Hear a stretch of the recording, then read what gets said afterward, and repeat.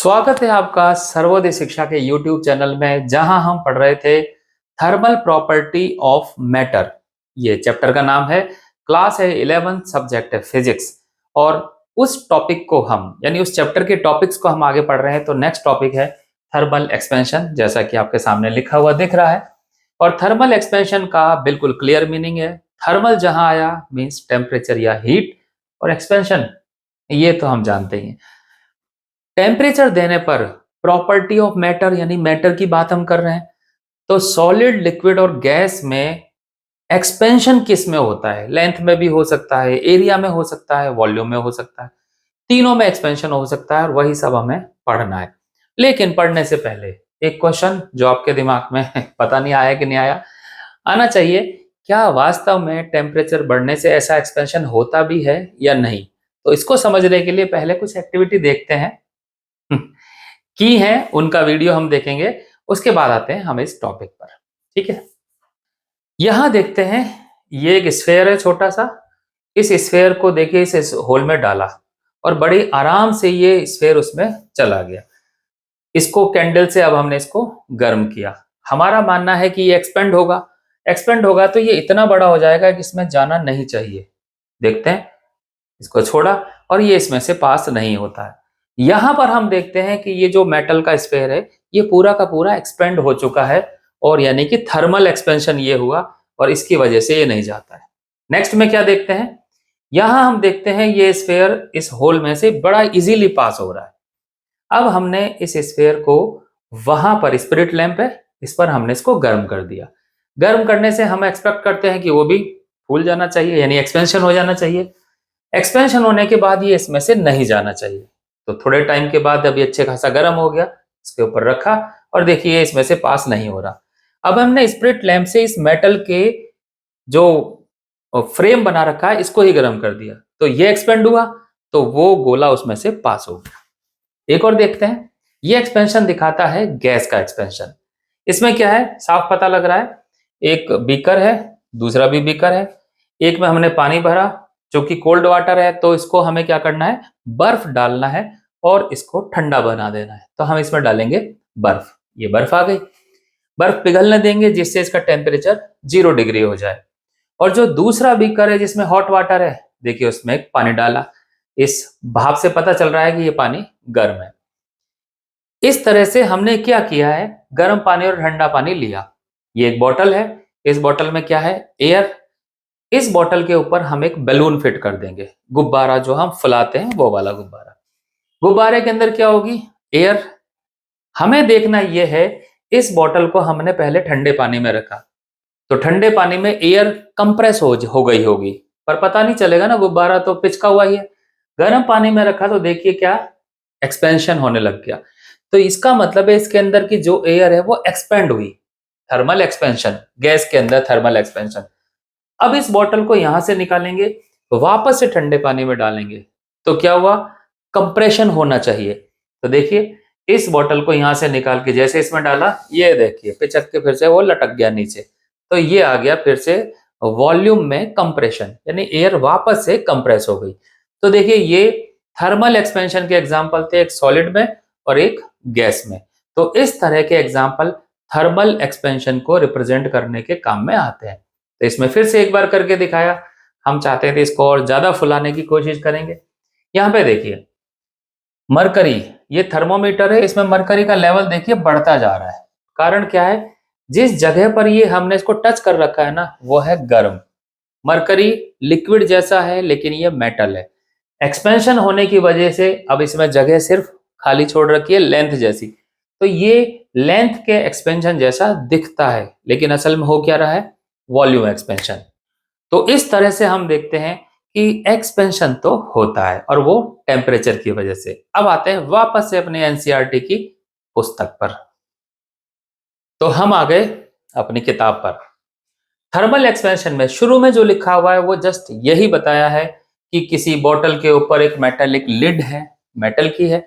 अगर वो ढक्कन खुल नहीं रहा है तो क्या करते हैं, उसको गर्म पानी में डाल देते हैं, तो मेटल एक्सपेंड हो जाती है, तो फिर उसको खोलना आसान हो जाता है। यही दिखा रखा है कि जो थर्मोमीटर होते हैं उसमें जो मरकरी होता है वो जैसे ही टेम्परेचर मेजरमेंट के लिए उसको लगाते हैं, कहीं टच करते हैं, तो उसका जो मरकरी है वो राइज करने लगता है। तो ये सारी चीजें एग्जाम्पल के तौर पर यहाँ पर लिखी हुई हैं। आगे चलते हैं। यहाँ पर जो चीज लिखी है वो भी जस्ट उसका कंटिन्यूएशन है। इसमें लगाया है कि जो बैलून है वो, उसमें गैस भरी हुई है, अगर उसको हम गर्म करते हैं तो वो फूल जाता है, एक्सपेंशन। और अगर ठंडे पानी पे रखते थे, कोल्ड वाटर में रखते थे, तो क्या करता था, फिर से वो श्रिंक होने लग जाता था। तो यही सब यहाँ पर बताया गया है। ये सिर्फ यकीन दिलाने के लिए हमने एक्टिविटी दिखाई थी कि ऐसा होता है। इन्होंने तो लिख दिया है, हमारा काम तो यही है ना। It is our common experience that most substance expand on heating and contract on cooling. ये हमने अभी अपनी एक्टिविटीज से समझा कि जब हम इसको गर्म करते हैं तो एक्सपेंड होते हैं, और जब ठंडा करते हैं, जैसे कि उस बैलून वाले केस में देखा था, तो वो वापस क्या होते हैं, कॉन्ट्रैक्ट, श्रिंक, छोटे होने लग जाते हैं। ठीक है। The increase in the dimension, dimension means लंबाई, चौड़ाई, ऊंचाई, एरिया, वॉल्यूम, ये सब।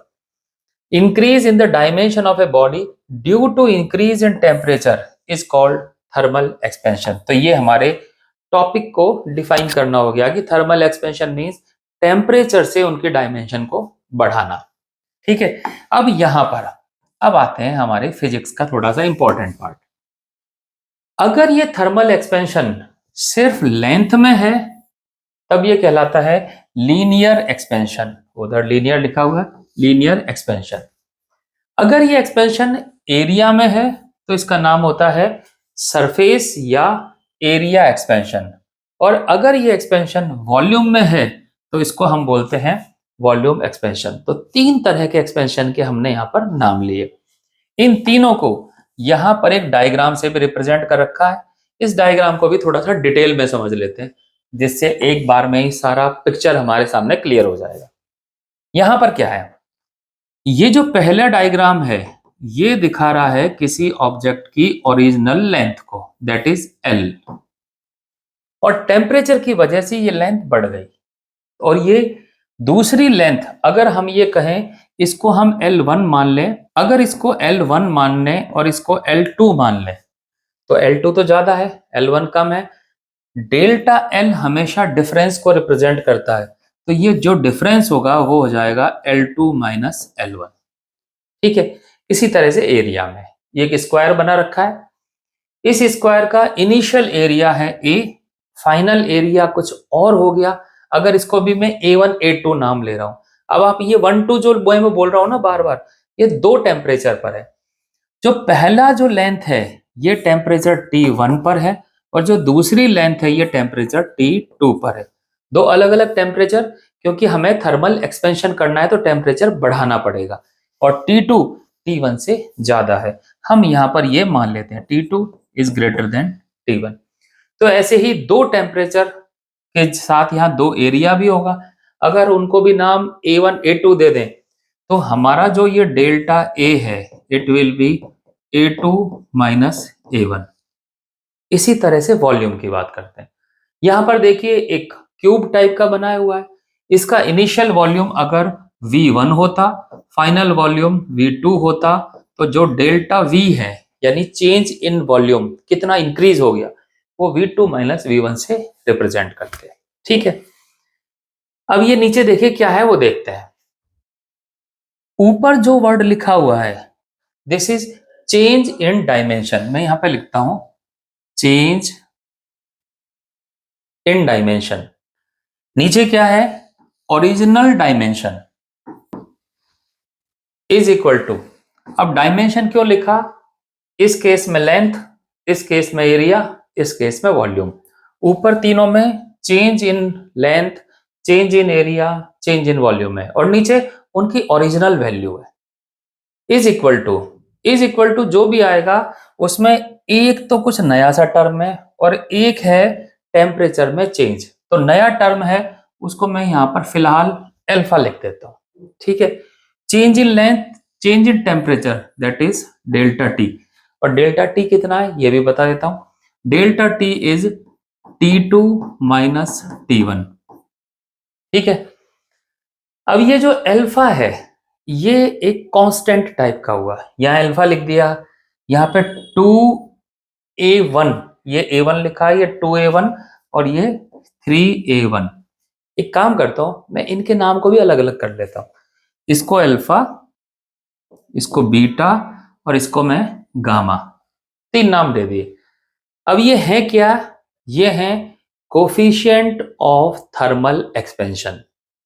ठीक है, अभी आगे आएगा, एक बार हम यहीं से चीजें समझ रहे हैं, उसके बाद वापस उस पर आएंगे। Coefficient of thermal expansion.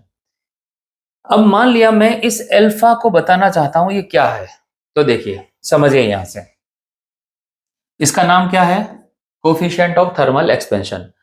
जब मैं लेंथ की बात कर रहा हूं यानी लीनियर एक्सपेंशन की बात कर रहा हूं, तो इसका नाम हो जाएगा coefficient, thermal coefficient of linear expansion, नाम हो गया अल्फा। कैसे डिफाइन करें उस पर आते हैं।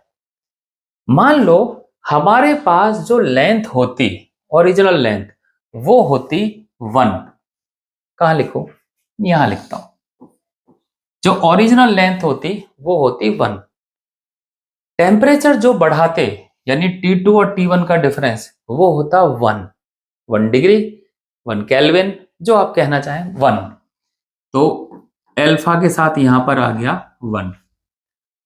ऊपर क्या था, change in dimension. Change in dimension को तो चेंज इन डायमेंशन ही करेंगे, 1 से बढ़ के थोड़ा सा हो जाएगा, इसको मैं कर देता हूं डेल्टा एल। अब मैं डिफाइन कर रहा हूं क्या, इस अल्फा को, यानी कि thermal coefficient of linear expansion को डिफाइन कर रहा हूं। देखिए कैसे, अगर हमारे पास एक रॉड है जिसकी लेंथ है 1, यानी कि यूनिट लेंथ की एक रॉड है, उसका टेम्परेचर, यूनिट टेम्परेचर इंक्रीज किया गया।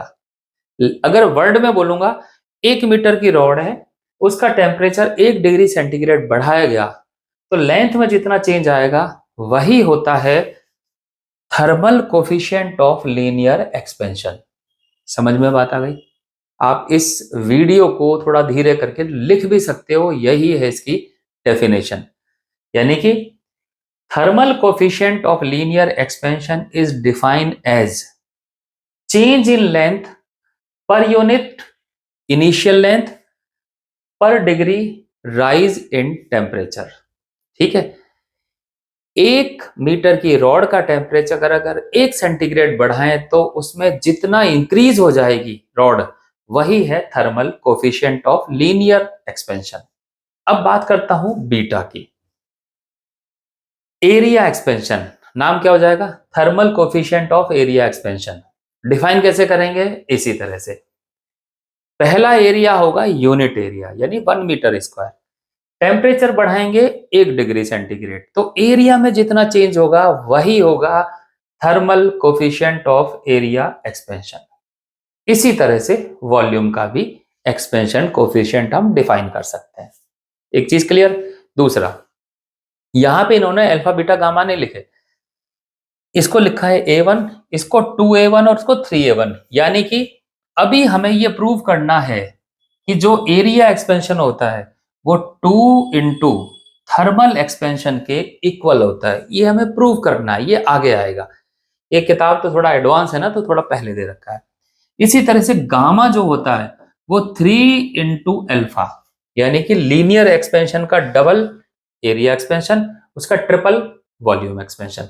तो ये है थोड़ी सी टर्मिनोलॉजी जो शांति से आपको यहां पर धीरे धीरे समझनी चाहिए। कुछ चीजें यहां पर सस्पेंस टाइप की हैं जो आगे खुल जाएंगी। आगे चलते हैं, यहां देखते हैं, कुछ सस्पेंस तो यहां खोला होगा। अगर सब्सटेंस एक लॉन्ग रॉड की फॉर्म में है, रॉड का मतलब है this is case of linear expansion, ये वो वाला केस चल रहा है। Then for small change in temperature यानी delta T, the fraction change in length यानी कि initial length upon change in length upon initial length is directly proportional to this. तो यही फॉर्मूला वहां रखा था कि change in length upon initial length is directly proportional to T. इस word को देखिए, change in length upon initial length is directly proportional to delta T. और ये हम जानते हैं जब भी प्रोपोर्शनलिटी साइन हटता है तो एक कांस्टेंट आता है। तो इस प्रोपोर्शनलिटी साइन को हम हटाते हैं और एक कांस्टेंट आ गया जिसको इन्होंने लिख दिया है A L, L for linear expansion. अब जब अगली बार इसको लिखेंगे तो ये लिखेंगे ए एस या ए, यानी कि ये एरिया एक्सपेंशन, और जब वॉल्यूम आएगा तो इसको लिखेंगे ए बी, यानी कि वॉल्यूम एक्सपेंशन। तो इस तरह से ये तीन चीजें, लेंथ, एरिया एंड वॉल्यूम, जो पहले क्या थे, अल्फा बीटा गामा। अभी मैं फिर से बता दूं, A L, A area, A volume, मैं तीन नाम लिख देता हूं, आगे जो आएगा वो देखेंगे। ये जो ए एरिया है वो लेंथ वाले एक्सपेंशन के डबल है, और वॉल्यूम वाला ये इसके ट्रिपल है। ये हम पहले भी इसकी बात कर चुके थे, ये चीजें बाद में आएंगी। तो इन्होंने इसको इस तरह से डिफाइन किया, और हमने डिफाइन क्या किया था,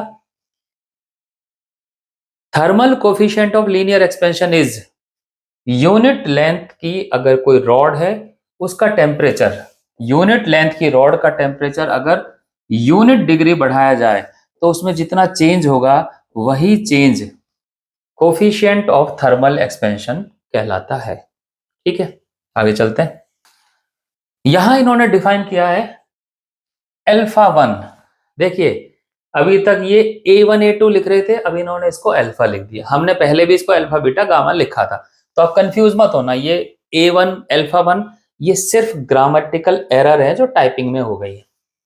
where alpha 1 is known as the coefficient of linear expansion, clear, और लीनियर एक्सपेंसिविटी ये इसका दूसरा नाम है। And characteristics of the material of the rod, ये कैरेक्टरिस्टिक्स ऑफ मटेरियल है। अगर रॉड कॉपर की होगी तो ये अल्फा अलग, आयरन की होगी तो अलग, ग्लास की होगी तो अलग। ठीक है, ये इस बात पे डिपेंड नहीं करती है कि कितनी लंबी रॉड ली। क्यों नहीं करती है, क्योंकि हमारी डेफिनेशन में तो हमने कहा था कि 1 मीटर की रॉड लो, 1 डिग्री टेम्परेचर बढ़ाओ, तो जितना बढ़ जाएगा वही अल्फा, यानी कि लेंथ पर डिपेंड ये नहीं करती है। तो ये किसकी प्रॉपर्टी हुई, ये प्रॉपर्टी हुई उस मटेरियल की जिससे रॉड बनी हुई है।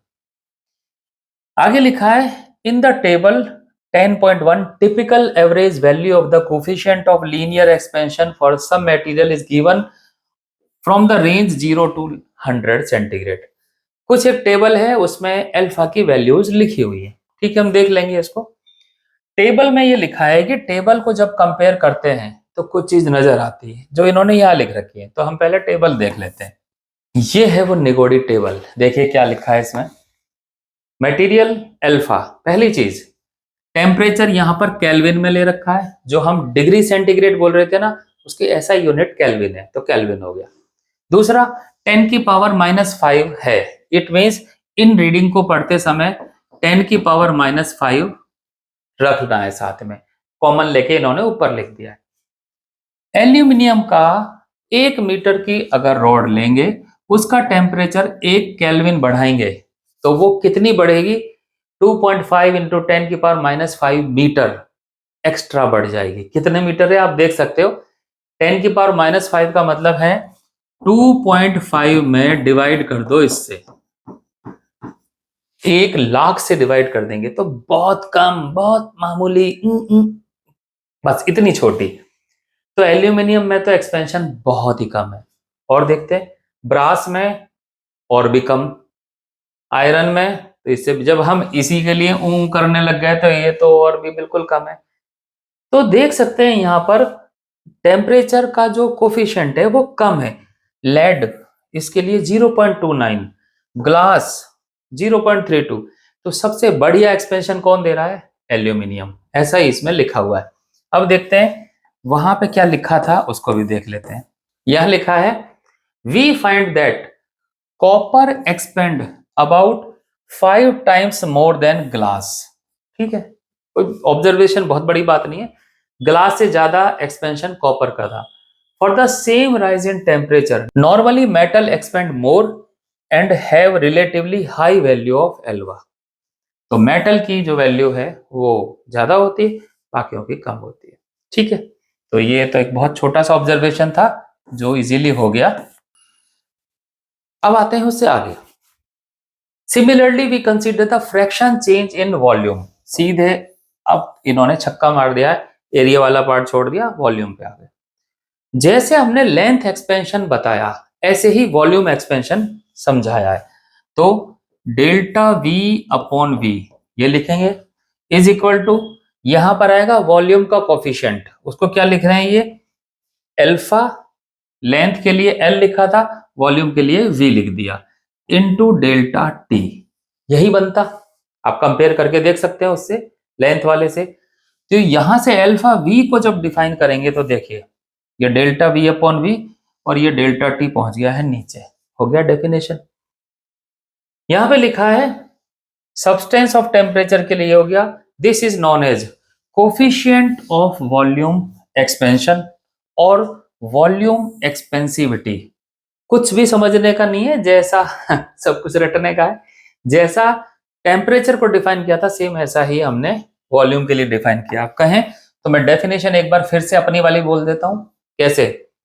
अगर 1 मीटर क्यूब का कोई वॉल्यूम होता, उसका टेम्परेचर 1 केल्विन, हमने पहले डिग्री बोला था, सेंटीग्रेड केल्विन ले लेते हैं, ऐसा यूनिट है, उसका टेम्परेचर 1 केल्विन बढ़ाते तो उसमें जितना चेंज होता वही चेंज कहलाता है वॉल्यूम एक्सपेंशन का थर्मल कोफिशिएंट। ठीक है, इससे हमें समझने में थोड़ी आसानी होती। आगे क्या लिखा है वो देखिए। आगे लिखा है here alpha V is also a characteristics of the substance. जैसे हमने अल्फा एल के लिए कहा था कि मटेरियल की प्रॉपर्टी होती है, वो यहां पर भी हम कह रहे हैं कि ये मटेरियल की प्रॉपर्टी होती है, बट कुछ बट भी है, is not strictly a constant. कहना है कि ये कांस्टेंट ही हो ऐसा नहीं है। ऐसा क्यों कह रहे हैं वो? ये कह रहे हैं कि एक ग्राफ है फिगर 10.6, इसको देखते हैं, alpha V becomes constant only at high temperature. एक ग्राफ है, उस ग्राफ को देखते हैं, फिर देखते हैं कि ये क्या कहना चाह रहे हैं। तो ये आ गया है ग्राफ। इस ग्राफ में ये तो है अल्फा वी, जिसको हमने क्या लिखा था, गामा भी लिखा था। ये मैं इसलिए लिख रहा हूं, ज्यादातर बुक्स जो बाकी हैं एनसीईआरटी के अलावा उसमें अल्फा बीटा गामा लिखा हुआ है, तो आप उनको पढ़ेंगे तो कभी कंफ्यूजन ना हो। टेम्परेचर केल्विन में है तो टेम्परेचर बढ़ाया, 0 केल्विन से स्टार्ट किया। 0 केल्विन कितना होता है? -273 डिग्री, बहुत भयानक ठंडा। अभी तो वही चीज है, इसको बढ़ाते बढ़ाते बढ़ाते 250 तक आ गए, 270 डिग्री। मतलब 0 डिग्री आने के लिए तो काफी आगे चलना पड़ेगा। तो अल्फा देखिए कांस्टेंट लाइन नहीं, कांस्टेंट होती तो सीधी लाइन होती। ये यहां से बढ़ रहा है, बढ़ते बढ़ते बढ़ते बढ़ते यहां आ गया 500 केल्विन के बाद। यहां पर हम कह रहे हैं कि ये स्ट्रेट लाइन जैसा है, मींस ये वो पोर्शन है जहां पर हम कह सकते हैं कि अल्फा वी की वैल्यू कांस्टेंट आई। तो इसलिए हम इसको कांस्टेंट नहीं कह सकते हैं। पहली बात तो ये, हमने अल्फा एल जब डिफाइन किया था तो उसके लिए ऐसी कोई बात नहीं बोली थी, लेकिन यहां पर टेम्परेचर के साथ साथ ये बदलता है, यानी कि मटेरियल का जो थर्मल एक्सपेंशन है लो टेम्परेचर पर अलग होगा, हाई टेम्परेचर पर अलग होगा। ठीक है, फर्क यहां कहां फर्क पड़ेगा थोड़ा सा ये भी बता दूं। यहां का 1 डिग्री, यहां का 1 डिग्री और यहां का 1 डिग्री, इनमें फर्क है। बस एक वही फर्क है जो यहां पर एक ग्राफ से बताना चाह रहे हैं कि अल्फा वी यानी कि ये टेम्परेचर के साथ भी बदलता है और मटेरियल के साथ तो बदलता ही है। ठीक है, आगे चलते हैं। यहां पर भी बोला है, एक टेबल है, इस टेबल में वॉल्यूम एक्सपेंशन का जो कोफिशिएंट है यानी कि अल्फा वी, उसकी वैल्यूज दी गई हैं कुछ कॉमन सब्सटेंस के लिए 0 से लेकर 100 सेंटीग्रेड तक के लिए। आप एक बात और नोट करना, ऐसा यूनिट केल्विन है, लेकिन प्रैक्टिकली हम हर जगह डिग्री सेंटीग्रेड या डिग्री सेल्सियस यूज करते हैं। You can see that the thermal expansion of these substance, solid and liquid, is rather small with material. तो इसमें कुछ एक्सपेंशन है, उसको टेबल में देख लेते हैं सीधे। तो ये बता रखा है कि किस किस मटेरियल का कंपेयर करके बता रखा है किसका कम है किसका ज्यादा है। अब इन्होंने बता रखा है जो अल्कोहल है, अल्कोहल क्या हुआ, लिक्विड है, इज मोर देन मरकरी, इसका जो कोफिशिएंट है ये मरकरी से ज्यादा होता है, यानी कि सॉलिड का एक्सपेंशन कम है, लिक्विड का एक्सपेंशन ज्यादा है, और गैस का और भी ज्यादा होना चाहिए। तो ये इन्होंने कुछ एनालिसिस करके दिखा रखा है, जो इस टेबल से हम भी देख सकते हैं। अब इस टेबल में देखिए, इस टेबल में केल्विन इनवर्स, इसका मतलब है और कोई झमेला नहीं है, वैल्यू सबकी साथ साथ ही लिख दी है। अब एल्यूमिनियम का 1 मीटर क्यूब का एक, मतलब कोई भी मटेरियल लिया, 1 मीटर क्यूब इसका वॉल्यूम है, उसका टेम्परेचर हमने 1 डिग्री सेंटीग्रेड बढ़ाया, तो वो 1 मीटर क्यूब बढ़ के कितना हो जाएगा, इतना 7/1 लाख, इतना मीटर क्यूब बढ़ जाएगा, बहुत कम, 0.00007, इतना मीटर क्यूब बढ़ेगा, यानी कि आसानी से तो पता भी नहीं चलेगा। अब देखिए ये एल्यूमिनियम का है। अब देखते हैं अल्कोहल का, देखते हैं। अब अल्कोहल में देखिए 110, यानी कि देखिए 7 से तो बहुत ज्यादा हुआ, आपको शायद दिखाई ना दे रहा हो, मैं थोड़ा ऊपर कर देता हूं।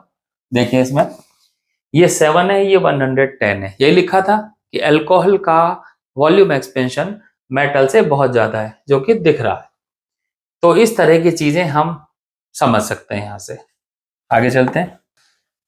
अब आते हैं कुछ खास बात पर। खास बात क्या है? Water exhibit an anomalous behaviour. Anomalous का मतलब है विचित्र, वियर्ड, कुछ बहुत स्पेशल, अलग सा। क्या अलग सा है वो देखिए। इसको पढ़ने से पहले सीधे ग्राफ पर आते हैं जिनकी ये बात कर रहे हैं, पहले वहां समझते हैं, उसके बाद इस टॉपिक पर आएंगे। तो पहले इसका ग्राफ, इस ग्राफ को समझते हैं। इस ग्राफ में यहां पर तो टेम्परेचर है, ठीक है, यहां पर है ये वॉल्यूम, और यहां है डेंसिटी। वॉल्यूम और डेंसिटी का रिलेशन भी समझिए। जब हम बात करते हैं डेंसिटी, तो डेंसिटी होता है मास पर यूनिट वॉल्यूम। कहने का मतलब यह है डेंसिटी और वॉल्यूम का एक इनवर्स रिलेशन है। जब डेंसिटी इंक्रीज तो वॉल्यूम डिक्रीज, जब डेंसिटी डिक्रीज तो वॉल्यूम इंक्रीज। पहली चीज तो ये क्लियर होनी चाहिए। इस ग्राफ में एक चीज और बताता हूं। ये 0 से 5, 5 से 10, 10 से 100 दिखा रखा है, तो 10 से क्या होना चाहिए था, 20, 30। तो जब ग्राफ काफी लंबा हो जाता है ना, और डायग्राम में बनना आसान नहीं हो, तो क्या करते हैं, वहां पर ऐसे ब्रेक लगा देते हैं, ये निशान, जिससे आप समझ जाओ कि सीधा ऐसे ही चल रहा है। तो देखो यहाँ पे भी लगा दिया, ये निशान यहाँ पे भी लगा दिया, ये निशान यहाँ पे भी लगा दिया। मीन्स ये ग्राफ बहुत लंबी रेंज का है, जिसको छोटा करके यहाँ पर बना दिया है। वो बहुत छोटी रेंज का है, वहां ऐसा करने की जरूरत नहीं पड़ी। पहले वॉल्यूम समझते हैं। 100 डिग्री टेम्परेचर पर पानी है, यानी बहुत उबलता हुआ गर्मा गर्म पानी। 100 से जैसे जैसे कम हो रहा है, तो हम कहते हैं टेम्परेचर कम होगा तो वॉल्यूम क्या होगा, श्रिंक होगा। तो देखिए वॉल्यूम पहले ये इतना ज्यादा है, फिर इसको कम होता होता होता होता होता होता होता यहां तक आ गया, तो वॉल्यूम लगातार कम हो रहा है। यहां तक तो कोई प्रॉब्लम है ही नहीं। जब हमने देखा वॉल्यूम मिनिमम हुआ, उस समय ये जो टेम्परेचर है, ये टेम्परेचर है 4 डिग्री सेंटीग्रेड, 4 डिग्री का टेम्परेचर है। हमें नॉर्मली क्या लगता है, टेम्परेचर और कम करेंगे वॉल्यूम और कम हो जाएगा, लेकिन यही तो है वो विचित्र, यानी अनोमलस बिहेवियर। 4 डिग्री से जैसे ही 3 डिग्री किया, वॉल्यूम फिर से बढ़ने लग गया। 3 से 2 किया तो और ज्यादा, और 0 पर तो ये फिर से ज्यादा हो गया। यानी कि ये जो वॉल्यूम है, ये वॉल्यूम हुआ मिनिमम। लेकिन हमें ये लगता है कि मिनिमम वॉल्यूम 0 डिग्री पर होना चाहिए, बट ऐसा नहीं है, ये 4 डिग्री सेंटीग्रेड पर है। ठीक है, ये स्पेशल बात है। टेम्परेचर कम तो वॉल्यूम कम, ये जनरल सी बात होती है, लेकिन ऐसा है नहीं, पानी के लिए स्पेशली नहीं है। अब आगे इसमें डेंसिटी वाले केस में, जब हम 0 डिग्री से 4 डिग्री तक टेम्परेचर बढ़ाते हैं, तो देखिए वॉल्यूम डिक्रीज हुआ तो डेंसिटी कैसी होगी, इंक्रीज। तो देखिए 4 डिग्री तक ये डेंसिटी इंक्रीज हो गई, तो यहां पर आ गई इसकी डेंसिटी मैक्सिमम। जहां वॉल्यूम मिनिमम था वहां डेंसिटी मैक्सिमम, और इसके आगे जब बढ़ाया तो डेंसिटी फिर से कम होने लग गई, क्योंकि वॉल्यूम फिर से बढ़ने लग गया, तो डेंसिटी डिक्रीज हो गई। ठीक है, डेंसिटी कम और ज्यादा को मैं थोड़ा सा छोटा सी तरह से एक्सप्लेन कर देता हूं। अगर मान लिया हमारे पास 2 क्यूब हैं, ठीक है, किसी भी मटेरियल के बना हुआ, मैं तो सिर्फ डेंसिटी समझा रहा हूं। इसका मतलब है इनका जो वॉल्यूम है वो तो दोनों का सेम हो गया, इसका भी 1 मीटर क्यूब, इसका भी 1 मीटर क्यूब। अगर इन दोनों की डेंसिटी में इसकी डेंसिटी ज्यादा है और इसकी डेंसिटी कम है, मैं रॉ से डेंसिटी को लिख रहा हूं, तो ये ज्यादा भारी होगा और पानी में डूबेगा, ये कम होगा, हो सकता है ना भी डूबे। तो बताने का कारण यह है कि डेंसिटी ज्यादा होने से आपको ये समझ में आना चाहिए कम जगह पर ज्यादा मास, ज्यादा वेट वहां पर होगा। यह है डेंसिटी ज्यादा होने का पहचानने का तरीका। आपने कई बार कुछ बच्चे देखे होंगे ऐसे, या फिर आदमी देखे होंगे, ऐसी बॉडी मसल्स ऐसे करके चलते हैं छाती तान के, और उनका जब वेट किया जाता है तो उनका वेट निकला 60, और एक पतला दुबला सा सूखा सा आदमी वो जैसे ही उस पर चढ़ता है बैलेंस पर, वो दिखाता है 85। इसका मतलब है उस पतले आदमी का वजन ज्यादा क्यों आया? क्योंकि उसकी डेंसिटी ज्यादा थी। कहते हैं ना भाई हड्डियों की डेंसिटी ज्यादा है, हम ये डायलॉग मारते हैं, तो असल में वो इसी डेंसिटी की हम बात कर रहे हैं। ठीक है, यहां समझ गए। अब आते हैं उस पैराग्राफ पर जो हमने छोड़ रखा था। क्या लिखा है वो समझते हैं। It contract on heating between 0 to 4 degree centigrade, यानी 0 से 4 डिग्री पर, यानी टेम्परेचर बढ़ाने पर ये एक्सपेंड होना चाहिए था, बट क्या लिखा है यहाँ पे, इट कॉन्ट्रैक्ट, यानी ये उल्टा चल रहा है। The volume of given amount of water decreases as it cools from room temperature until it temperature reaches 4। अब ये बोलना चाह रहे हैं कि रूम टेम्परेचर का मतलब है 30-35 डिग्री, वहां से अगर इसको ठंडा करते हैं तो क्या होना चाहिए, इसका वॉल्यूम लगातार श्रिंक होना चाहिए, कम होना चाहिए। तो लिख रहे हैं ये जैसे जैसे ठंडा होता है, जब तक इसका टेम्परेचर 4 डिग्री हो जाता है, तब तक तो ये क्या होता है, वॉल्यूम कम होता जाता है, नॉर्मल से बात है। Below 4 degree centigrade volume increases, यहां पर इसका वॉल्यूम बढ़ने लग जाता है। ये है विचित्र बात। And therefore the density decreases, density volume के जस्ट अपोजिट चलती है। तो यही हमने उससे समझा है। इससे ये पता चला कि वाटर जो है 4 डिग्री सेंटीग्रेड पर इसका वॉल्यूम मिनिमम और डेंसिटी इसकी कैसी होती है, मैक्सिमम होता है। अब लिखा है दिस प्रॉपर्टी से फायदा क्या है। पानी पर इसका एक बहुत गजब का फर्क पड़ता है, उस फर्क को समझते हैं वो क्या है। यहाँ पर देखिए पानी की एक झील है, और जो सर्दी पड़ी तो ये ऊपर से बर्फ बन गई। हम असल में इसी बात को समझना चाह रहे हैं कि ये जो बर्फ बनती है इसमें क्या खास है। यहाँ पर आप देख सकते हैं एक थर्मोमीटर दिखा रखा है। इस थर्मोमीटर में क्या बताने की कोशिश कर रही है वो देखिए। थर्मोमीटर का ये नीचे वाला सिरा पानी में है। जैसे जैसे हम ये कह रहे हैं कि पानी का टेम्परेचर डाउन हो रहा है, तो थर्मोमीटर का जो टेम्परेचर है वो भी डाउन होगा। इस समय ये 4 डिग्री पर, वॉल्यूम कैसा, मिनिमम, यानी कम जगह पर आ गया। अब 4 डिग्री से टेम्परेचर जब और कम होगा 3 to 1, तो वॉल्यूम क्या होगा, फिर से बढ़ना शुरू होगा। देखते हैं। अब देखिए इसके आगे जैसे जैसे फोर्स, अब देखो फोर्स से कम हुआ, ये थोड़ा बढ़ गया और बढ़ गया और बढ़ गया और बढ़ गया और बढ़ गया, और जैसे ही ये 0 डिग्री पर आता है ये जम जाता है, यहां पर ये बन जाता है बर्फ, 0 डिग्री पर बर्फ हो जाता है। यही काम झील में यानी लेक में कैसे होता है वो समझते हैं। तो देखिए, तो ये है लेक। पहले इस लेक की सिचुएशन देखो। ऊपर temperature 8 degree, 7 degree, 6 degree, 5 degree, 4 degree. ये जो टेम्परेचर है ये क्या रिप्रेजेंट कर रहा है वो समझिए। जैसे जैसे एटमॉस्फेयर का टेम्परेचर कम हुआ, भाई जीरो होना है ना वो, तो 8, 7, 6, 5, 4, जब ये 4 डिग्री टेम्परेचर होता है तो सबसे पहले तो ऊपर का ही होगा, नीचे का टेम्परेचर 4 से ज्यादा होगा। ऊपर का जो पानी है उसकी डेंसिटी कैसी हो जाएगी, मैक्सिमम। डेंसिटी मैक्सिमम का मतलब है भारी। तो वो जो 4 डिग्री वाला पानी है वो चला जाएगा नीचे। देखो पानी है अभी, सॉलिड नहीं हुआ है, वो चला जाएगा नीचे।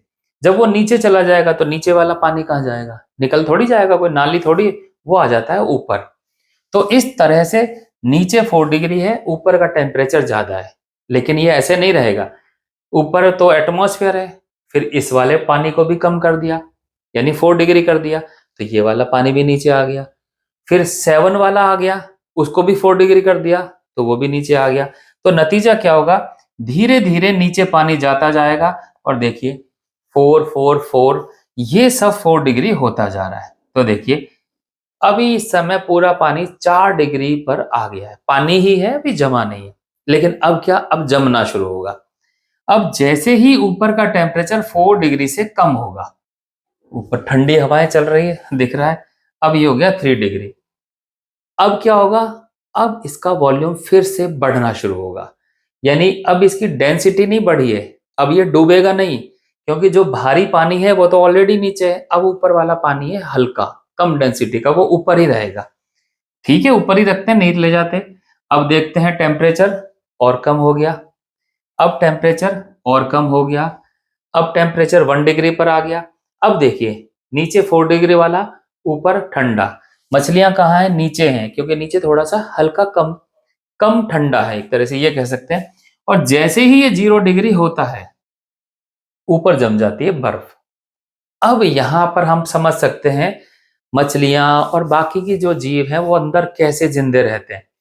ऊपर बर्फ जमने के बाद बर्फ की डेंसिटी पानी से कैसी है, कम, तो वो ऊपर रहेगा। बर्फ कैसी है, इंसुलेटर, तो ऊपर की जो ठंड है ना वो अब नीचे नहीं आ पाती।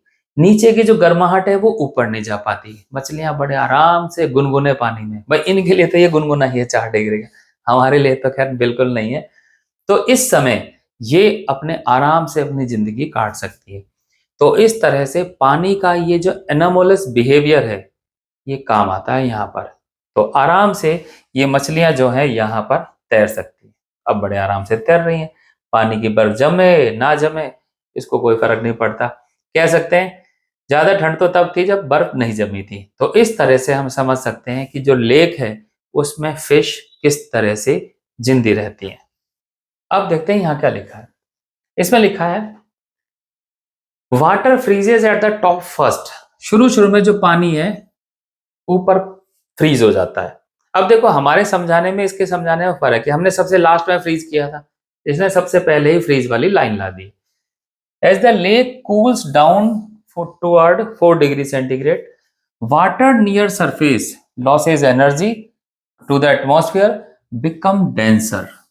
एक चीज आई, 4 डिग्री का जब ऊपर टेम्परेचर होगा तो डेंस हो जाता है। डेंस होने से ये सिंक हो जाता है, पानी डूब जाता है अंदर, यानी पानी पानी में ही डूब जाता है, ये कह सकते हैं।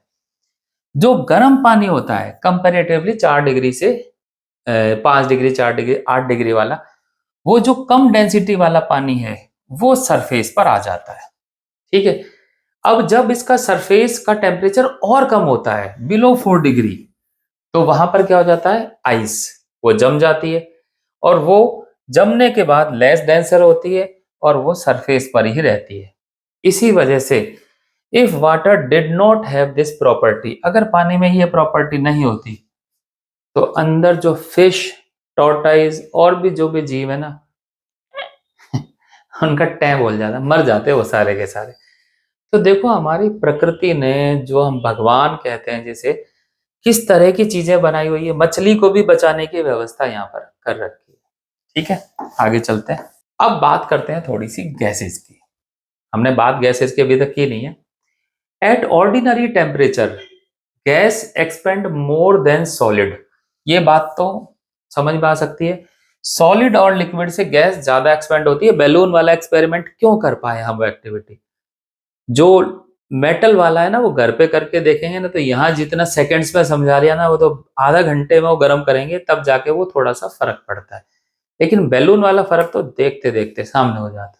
तो इसके लिए जो एक्सपेंशन होता है ना गैस का, वो ज्यादा होता है। फॉर लिक्विड तो coefficient of volume expansion is relatively independent of the temperature.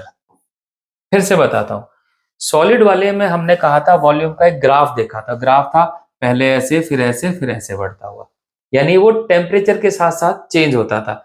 लेकिन लिक्विड के लिए इन्होंने कहा है कि वो इंडिपेंडेंट होता है, यानी उसका ग्राफ ऑलमोस्ट सीधा सीधा बनेगा। However for gas it is dependent on temperature. Gas के लिए बिल्कुल सॉलिड की तरह ये डिपेंडेंट रहता है। ये एक जस्ट इंफॉर्मेशन है, इसके बारे में और कुछ नहीं कहा गया, मीन्स रटना है हमें। तो ठीक है, for an ideal gas the coefficient of volume expansion at constant pressure can be found from the gas equation. अब इन्होंने गैस के लिए कोफिशिएंट कैसे निकालें उसकी बात कर दी है, तो कोई नई बात तो नहीं है, हमारा कोफिशिएंट निकालने का तरीका तो वही है। अब इन्होंने सिर्फ आइडियल गैस इक्वेशन, जो कि अब हम समझ ही चुके हैं, इस इक्वेशन का कांस्टेंट प्रेशर पर, कांस्टेंट प्रेशर क्यों बोला है, क्योंकि हम इस केस में प्रेशर को नहीं बढ़ा रहे हैं। प्रेशर नहीं बढ़ाने का जो केस है ना, थोड़ा सा उसको भी समझा देता हूं। मान लिया हमने एक ये कोई बल्ब ले रखा है, या कोई गुब्बारा मान लो, या कुछ और चीज मान लो, इसमें हमने गैस भर दिया, बाहर प्रेशर है एटमॉस्फेरिक प्रेशर। अगर हमने गर्म किया, गर्म करने से गैस के मॉलिक्यूल क्या होंगे, इस बल्ब पर अंदर की तरफ से एक प्रेशर क्रिएट करेंगे। अंदर का जब प्रेशर बढ़ेगा तो गुब्बारा एक्सपेंड हो जाएगा, मींस इस तरह से ये बढ़ जाएगा। तो याद रखिए, जब हम कहते हैं ना कांस्टेंट प्रेशर, उस समय वॉल्यूम बढ़ सकता है। ठीक है, इसका डिफरेंशिएशन किया हमने, ये कांस्टेंट प्रेशर पर डिफरेंशिएशन किया। तो देखिए दो चीजों का डिफरेंशिएशन कैसे करेंगे, पहले P as it is differentiation of volume, temperature चूंकि इसमें चेंज कर रहे हैं तो टेम्परेचर के रेस्पेक्ट में किया। फिर V as it is differentiation of pressure is equal to, ये तो हो गया लेफ्ट साइड का, राइट हैंड साइड का म्यू और R तो है कांस्टेंट, तो इसको कांस्टेंट रखा, और T का डिफरेंशिएशन हो जाएगा dt अपॉन dt, ऐसा करके। ठीक है, अब इसको देखिए कैसे लिख रखा है, प्रेशर चूंकि कांस्टेंट है इसलिए कांस्टेंट का डिफरेंशिएशन 0, तो ये वाला पार्ट तो खत्म, तो बचा क्या, ये P, ये रहा dV अपॉन डेल्टा T, क्योंकि ये बहुत छोटा सा वेरिएशन है, dt हर तरफ से काटना तो नहीं बोल सकते क्योंकि डिफरेंशिएशन में से कटते नहीं है, पर हम इसको डायरेक्ट ऐसे लिख सकते हैं। तो इसको हमने लिखा डेल्टा V, ये म्यू आर ये रहा, और ये हो जाएगा डेल्टा T। ठीक है, तो ये इक्वेशन कैसे आ गई ये हमें यहां से पता चल गया। फिर आगे हमने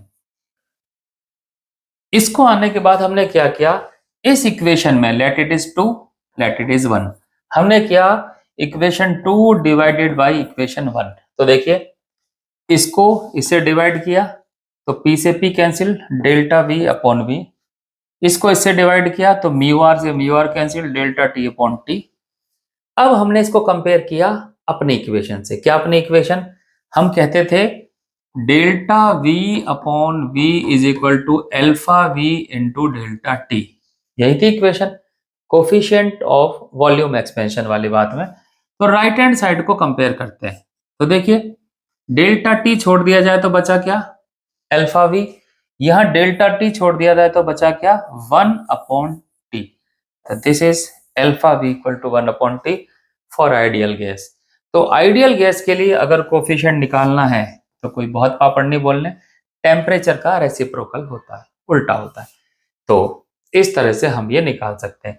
0 डिग्री सेंटीग्रेड के लिए अल्फा V की वैल्यू है तो 1 अपॉन 0 डिग्री करेंगे, केल्विन में चेंज किया तो ये आ गया 3.7 इंटू 10⁻³ यहां से हम ये भी कह सकते हैं equation 10.6, this show that temperature dependence of alpha V, gas के लिए हमने बोला था ना कि इसका जो अल्फा V है टेम्परेचर पर डिपेंड करता है, यहां से पता चल ही रहा है डिपेंड कर रहा है, टेम्परेचर इंक्रीज होगा तो ये डिक्रीज हो रहा है, it decrease with increasing temperature for a gas at room temperature and the constant pressure alpha V it about 3300 into 10⁻⁶ kelvin inverse.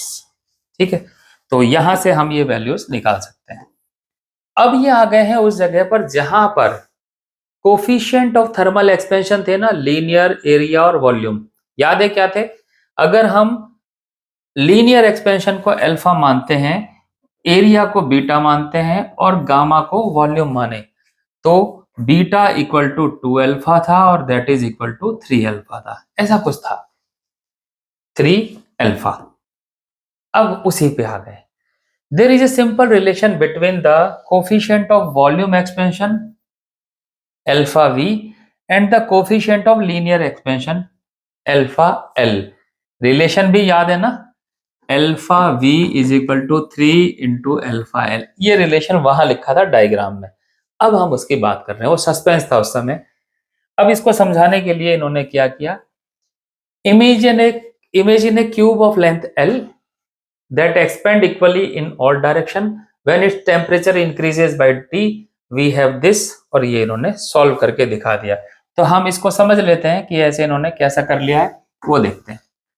पहला क्यूब माना, तो हमने यहां पर एक क्यूब मान लिया, ठीक है। इसकी जो लेंथ है वो L है, तो हम इनिशियल लेंथ यानी V1 that is L into L that is L cube मान लेते हैं।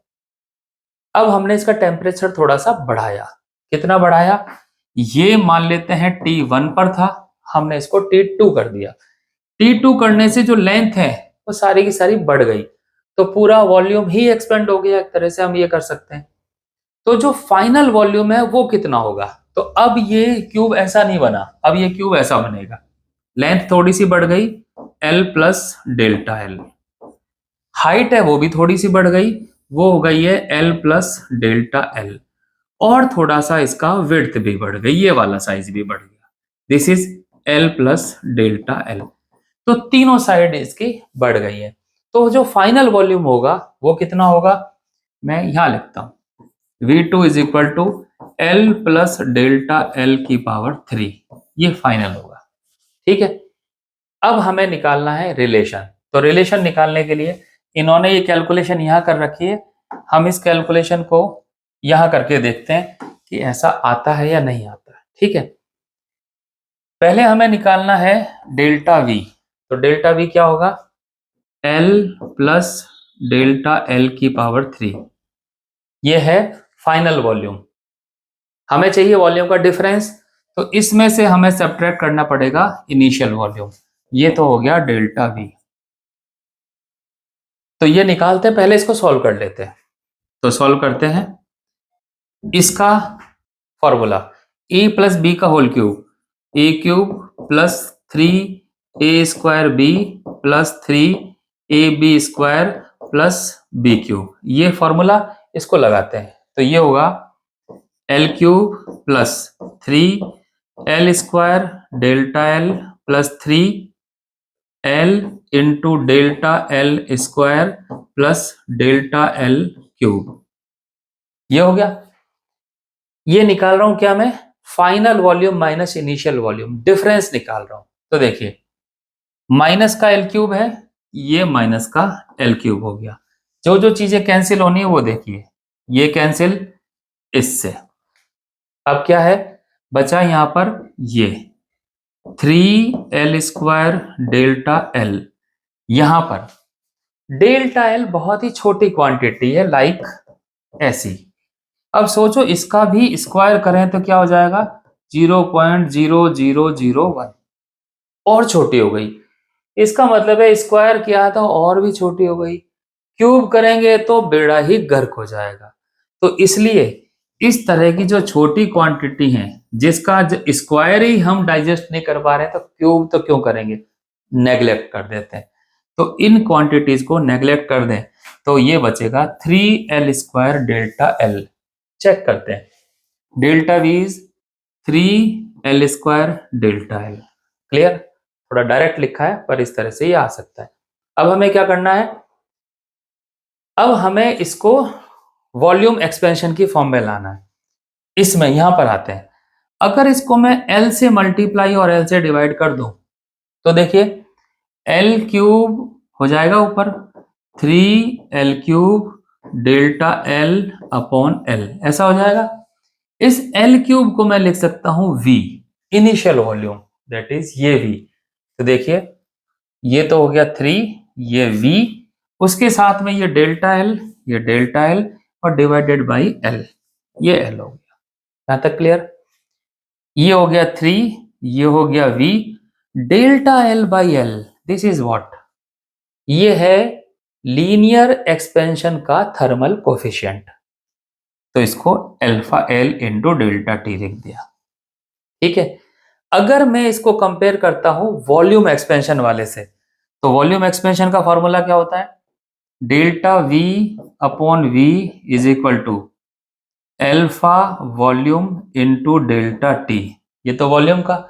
और यहां से इन दोनों को कंपेयर करूं, मैं इसको दोबारा लिख देता हूं नीचे, delta V upon V is equal to 3 alpha L into delta T. क्या किया है मैंने, इस v को यहाँ डिवाइड कर दिया। अब यहां से देखिए इस वाले पार्ट को, वॉल्यूम एक्सपेंशन का कोफिशिएंट 3 इंटू लेंथ एक्सपेंशन का कोफिशिएंट, और यही हो गया है हमारा प्रूफ। ये यहाँ पे इस तरह से हम देख सकते हैं, ये हमने प्रूव कर दिया। ठीक है, आगे क्या लिखा है उसको भी देखते हैं। आगे लिखा है, जब हम किसी रॉड को, ये एक रॉड है, इस रॉड को दो तरफ से क्लैंप कर देते हैं, बंद कर देते हैं। जैसे हमने यहां पे एक दीवार बना दी इस तरह की, और यहां पर भी एक दीवार बना दी इस तरह की। ठीक है, गर्मियां आई या हमने टेम्परेचर दिया तो ये रॉड जो है ना एक्सपेंड होगी। तो इस रॉड के एक्सपेंशन को कौन रोकेगा, कौन रोकेगा? तो देखिए, जब रॉड में एक्सपेंशन हुआ तो यहां जनरेट हुआ force.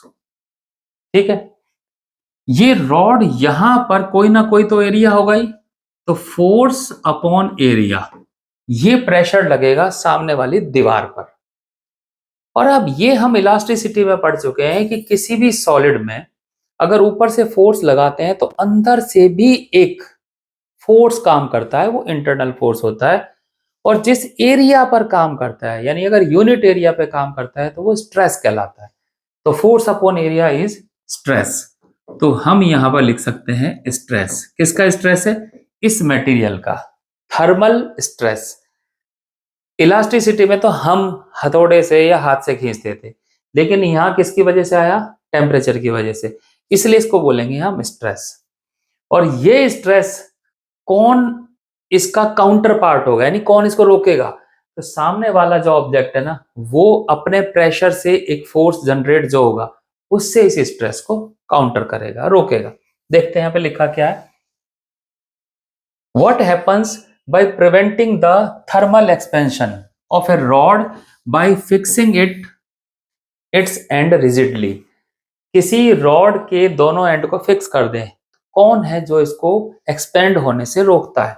Answer is thermal stress. ठीक है, और वो फोर्स अपॉन एरिया से हम पिछले चैप्टर में निकालना सीख चुके हैं। अब यहां पर एक इन्होंने एग्जाम्पल ले रखा है, उसको भी देख लेते हैं। For an example, consider a steel rail of length 5 metre, length मिल गई, area of cross section 40 centimetre में मिला हुआ है। एक्सपेंशन होने से इसको रोकना है। टेम्परेचर राइज कितना होता है? 10 degree, means this is delta T, this is length, ये कितना हो गया? Area. Coefficient of linear expansion यानी कि अल्फा एल, ये भी दिया हुआ है। अब हमें देखना है दस द कंप्रेशन स्ट्रेन, स्ट्रेन क्या होता है? Change in length upon initial length. तो इस केस में change in length upon initial length को लिखते हैं alpha 1 into delta T. Alpha और डेल्टा पता है तो डायरेक्ट वैल्यू से डेल्टा एल अपॉन एल निकल जाएगा, पहली चीज होगी। फिर इन्होंने दे रखा है elasticity, young modulus of elasticity की वैल्यू y है, और ये हम जानते हैं यंग मॉडुलस होता है स्ट्रेस अपॉन स्ट्रेन। अब यहां पर हम स्ट्रेन तो निकाल चुके हैं, y हमें पता है तो स्ट्रेस निकल जाएगा। तो stress is equal to y into strain, ये हो जाएगा। और जब स्ट्रेस निकल जाएगा तो इस स्ट्रेस को हम लिखेंगे फोर्स अपॉन एरिया, यानी एरिया भी गिवन है तो स्ट्रेस और फोर्स को करेंगे मल्टीप्लाई तो फोर्स निकल जाएगा। तो यही इन्होंने यहां पर किया है, देख सकते हैं यहां पर y गिवन है, डेल्टा एफ अपॉन ए से y into delta L upon L, यानी कि this is young modulus into strain, young modulus into strain value रखी, और इस वैल्यू को बाद में ये एरिया से मल्टीप्लाई करेंगे, ये एरिया से मल्टीप्लाई किया और आंसर आ गया। तो इस तरह से पूरा मैथमेटिक्स का ये न्यूमेरिकल था, जो आप पढ़ के देखना आपके समझ में ही आ जाएगा। एक न्यूमेरिकल और है, थोड़ा सा अजीब सा है, अजीब सा कुछ नहीं है। याद है आपको इसमें वॉल्यूम का जो कोफिशिएंट है वो 3 इंटू लेंथ कोफिशिएंट बताया था, अब ये एरिया के लिए आ गए। Show that the coefficient of area expansion यानी delta A upon A of a rectangular sheet of the solid is twice its linear expansion alpha 1। कहने का मतलब है ये चाहते हैं एरिया के लिए जो कोफिशिएंट है वो 2 इंटू लेंथ के कोफिशिएंट के इक्वल हो, ये प्रूव करना है। तो जैसे हमने वॉल्यूम के लिए किया था ऐसे ही हम एरिया के लिए भी कर सकते हैं। देखिए करके दिखाता हूं। यहाँ पे मान लेते हैं हमने एक एरिया लिया, ये लेंथ। जब हमने इसका टेम्परेचर इंक्रीज कर दिया डेल्टा टी, तो लेंथ हो गई है एल प्लस डेल्टा एल, और इसकी जो ये विड्थ है ये भी हो गई है एल प्लस डेल्टा एल। हमें निकालना क्या है, delta A upon A is equal to alpha, ये area coefficient into delta T, ये होता है। और हम जानते हैं जब इसको लेंथ कोफिशिएंट की तरह लिखेंगे तो ये हो जाएगा alpha into L into delta T. Same जैसे वॉल्यूम का किया था वैसा करते हैं। हमें निकालना है डेल्टा ए, यानी इस वाले पार्ट को निकाल रहे हैं। तो final area minus initial area, final area हो गया है ये और इनिशियल एरिया हो गया है ये। सॉल्व करते हैं तो ये हो गया L square plus 2l into delta L plus delta L का स्क्वायर माइनस ये एल स्क्वायर। ये दोनों तो हो गए कैंसिल और ये नेग्लेक्ट करेंगे तो delta A is equal to, यानी ये left hand side 2l into delta L, ये आ गई। अब क्या करें, ऊपर और नीचे लेंथ से मल्टीप्लाई एंड डिवाइड। तो length into length, this is 2 length square delta L upon L. L square क्या होगा, यहां पर area is equal to L square, इसको हम एरिया लिख सकते हैं। तो it will be delta A is equal to ये एरिया, ये 2, ये delta L upon L. Delta A upon A यानी कि ये, तो यहां से delta A upon A, this is what, alpha A into delta T. लेकिन यहां से क्या आ रहा है, 2 into delta L upon L. Delta L upon L क्या है, alpha L into delta T. तो ये हो गया 2 alpha L into delta T. इसको और इसको कंपेयर करेंगे तो हमें पता लग जाएगा this is alpha A is equal to 2 into alpha L. ये हो गया प्रूफ। तो इस तरह से हम प्रूफ कर सकते हैं। फर्क ये हमने यहाँ पे स्क्वायर माना, लेकिन जब इसका सॉल्यूशन देखते हैं तो सॉल्यूशन में इन्होंने अपनी अक्लमंदी ज्यादा लगाई है।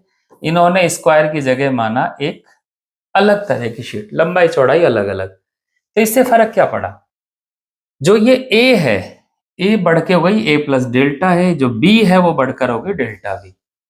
जो शीट इनिशियली थी ये वाली, ये है इनिशियल शीट, अब ये बढ़कर इसके एक पार्ट ये, दूसरा पार्ट ये, तीसरा पार्ट ये, 3 पार्ट में एरिया बढ़ गया। तो अब इन्होंने इस रिलेशन को, पहला पार्ट इसको माना पहला, इसको माना पहला, इसको माना तीसरा, सब हमारे नंबरिंग से अलग है, और इसको माना दूसरा। ठीक है, लंबाई चौड़ाई सब पता ही है। ये कितनी चीज है, डेल्टा ए, ये कितना है बी, तो ये इसका एरिया। यहां कैसे निकाला, delta A into delta B. यहां क्या निकाला, ए इंटू डेल्टा बी। तो अब इन्होंने वही अपना पुराना तरीका इस्तेमाल किया। सबसे पहले डेल्टा ए निकाला, एरिया के 3 पार्ट ऐड कर दिए, तीनों की वैल्यू रख दी। वैल्यू रखने के बाद डेल्टा बी की वैल्यू इन्होंने अलग से निकाल दी क्योंकि वो लेंथ है। डेल्टा ए की वैल्यू अलग से निकाली क्योंकि ये लेंथ है, और इसको कर दिया delta A alpha 1 into delta T into A, delta B is alpha 1 into B into delta T. तो इनके हो गए ये स्क्वायर। अब इसको कॉमन ले लिया, कॉमन लेने के बाद इस डेल्टा ए से ये वैल्यू निकाली और यहां से इन्होंने रिप्रेजेंट कर दिया 2 इंटू ए एल, यानी कि वही रिलेशन यहां पर आ गया। तो ये भी एक तरीका है, यहाँ से भी हम कर सकते हैं। अगर आपको नहीं समझ में आया तो इसको हम एक बार फिर से देख लेंगे, थोड़ा जल्दबाजी कर दी है मैंने। तो आज यही रहने देते हैं, काफी लंबी वीडियो हो गई है। अगली बार देखते हैं इस पार्ट की जरूरत पड़ी तो ये, नहीं तो इससे आगे। तब तक के लिए थैंक यू, बाय बाय, जय हिंद।